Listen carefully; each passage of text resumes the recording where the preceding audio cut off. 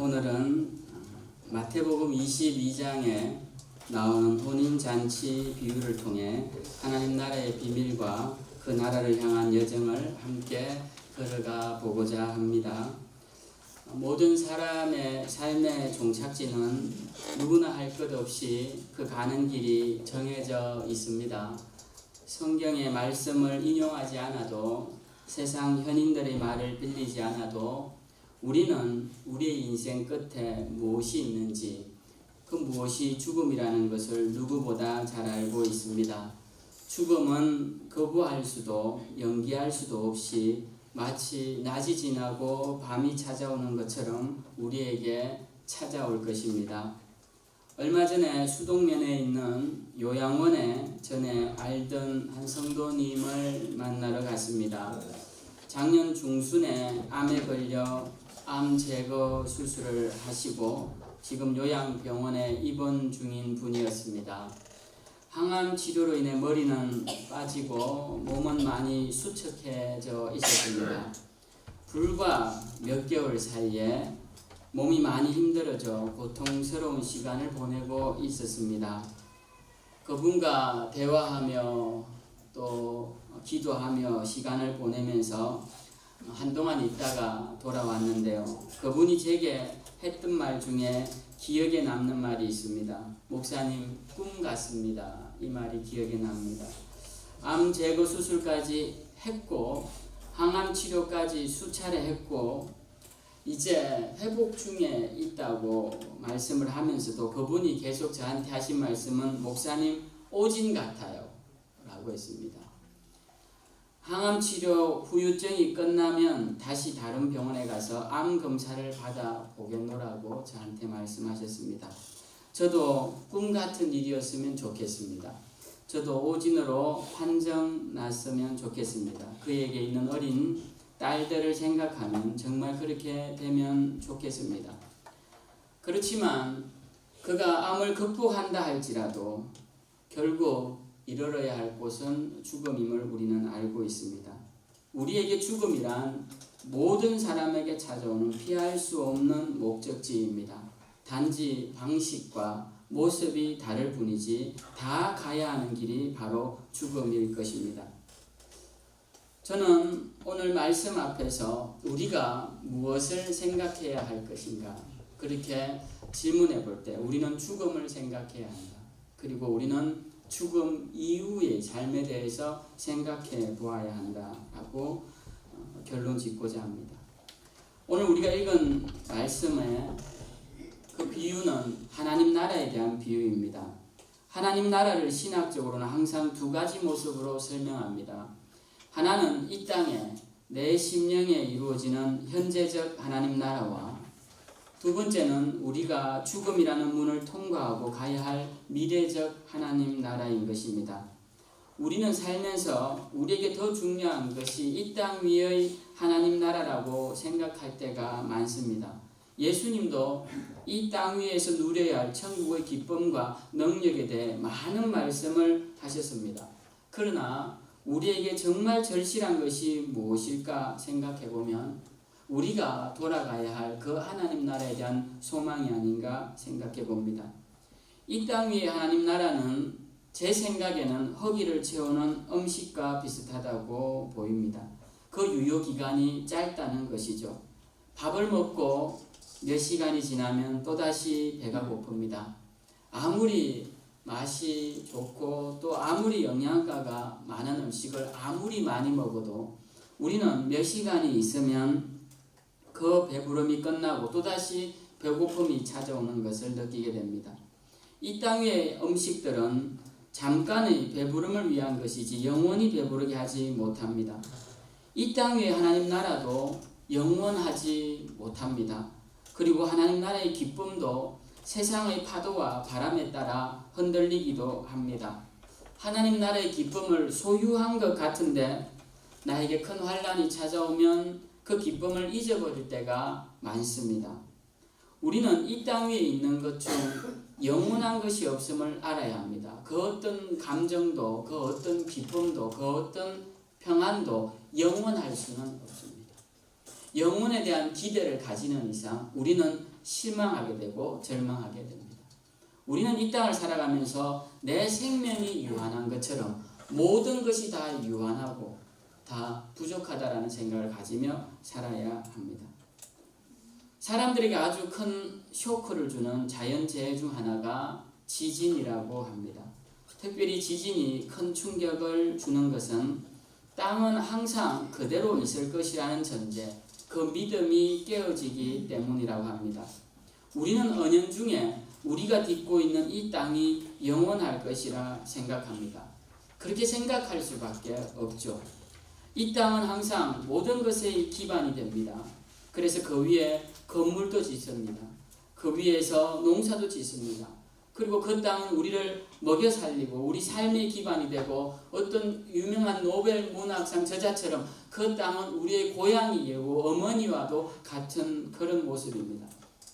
그렇게 믿었던 땅이 어느 순간 흔들린다고 생각해 보았을 때 사람은 그 어떤 것도 신뢰할 수 없는 절망적 상황에 직면하게 됩니다. 우리가 시로 보통 어디에 갑니까? 집에 들어가죠. 지진을 경험한 사람들은 건물 안에 들어가는 것을 두려워하는 트라우마를 겪게 됩니다. 그동안 집이 편안하고 내 쉴 곳인 줄 알았는데 땅이 흔들리며 건물이 흔들리고 그 흔들림을 느끼는 순간 그는 이 집 안에도 내 쉴 곳이 못 된다는 것을 알게 되죠. 그리고 집 밖에 나갑니다. 그 집 밖에서도 두렵습니다. 그래서 지진을 경험한 사람들은 그 어떤 것도 신뢰할 수 없게 됩니다. 걸어가도 누워있어도 심지어 잠을 잘 때도 불안한 잠을 자게 된다고 합니다. 땅이 흔들린다라는 것은 우리가 그 어디에도 있을 곳이 없음을 의미하죠. 사람을 참으로 불안하게 합니다. 근데 우리는 지진을 경험하지 않고서도 이 땅은 영원하지도 안전하지도 않은 곳임을 알아야 합니다. 이곳에서 영원한 성을 쌓으리라는 기대를 하시면서 나아가서는 절대 안 될 것입니다. 우리 그리스도인들은 땅의 사람들이 아닙니다. 우리는 하늘에 속한 하늘의 사람들입니다. 우리가 하늘에 속한 사람이라는 이 정체성을 알려주기 위해 수많은 믿음의 선배들이 글과 설교와 외침으로 우리에게 다가왔습니다.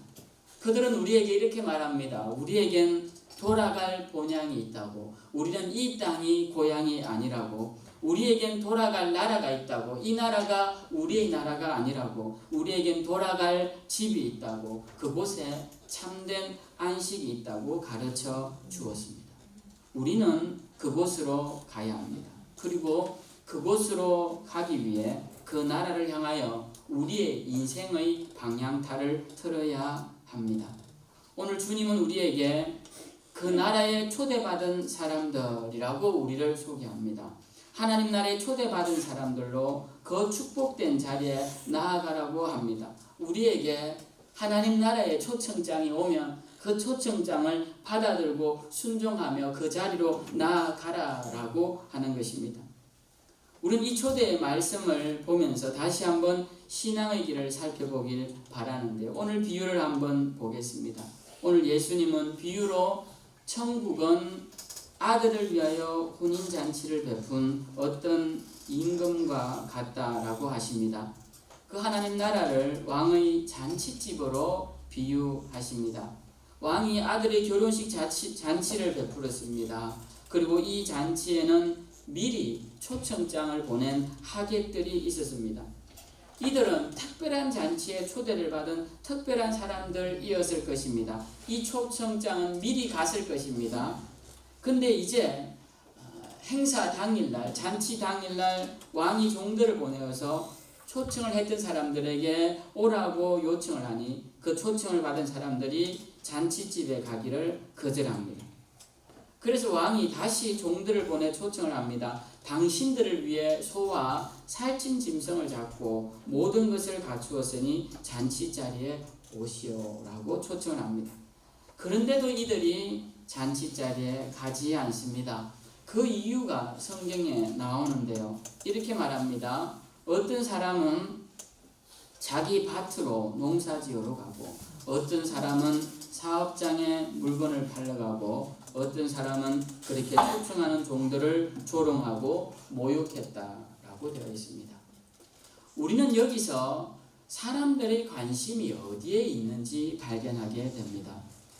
이 말씀은 다분히 오늘날 이 세상에도 적용될 말씀입니다. 세상에 나가 우리가 하나님 나라의 초대장을 전해줄 때 우리는 무엇을 느낍니까?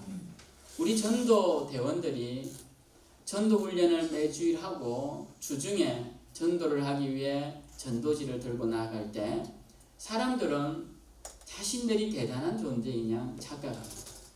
복음을 전해주는 우리를 무시하고 우리를 불편해합니다.